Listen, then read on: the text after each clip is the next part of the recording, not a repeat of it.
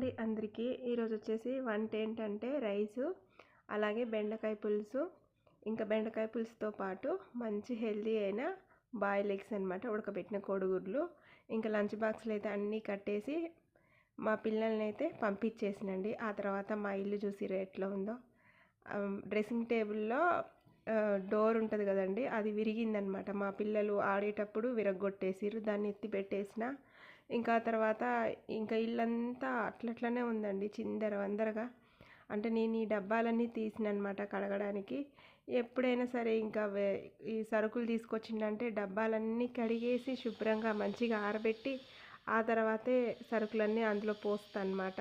ఇక అందులో ఒకటి నేను పీరియడ్స్ తర్వాత మంచిగా మొత్తం అంతా మళ్ళీ ఒకసారి పేపర్లు మార్చేసి ఇల్లంతా క్లీన్ చేసుకొని డబ్బాలు ఏమన్నా మనకి డస్ట్గా ఉంటే అన్నీ కడిగేసి పెట్టుకుంటాను అనమాట. అప్పుడే నాకు దీపం పెట్టాలనిపించుద్ది. ఇల్లంతా శుభ్రంగా ఉంటేనే దీపం పెట్టుకుంటే మంచిదన్నమాట.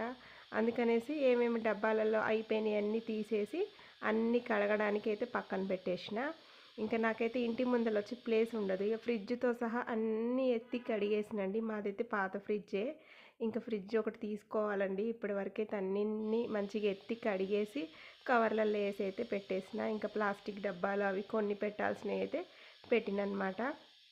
ఎప్పుడైనా సరే అండి పీరియడ్స్ తర్వాత నేను ఫ్రిడ్జ్తో సహా మొత్తం క్లీన్ చేసుకుంటా. ఏమన్నా మనకి సరుకులు అయిపోయినా ఆ డబ్బాలన్నీ తీసి ఇట్లా మంచిగా తెల్లగా కడిగేసి పెట్టుకొని మళ్ళీ మంచిగా సరుకులు పోసి పెట్టుకుంటాను అనమాట.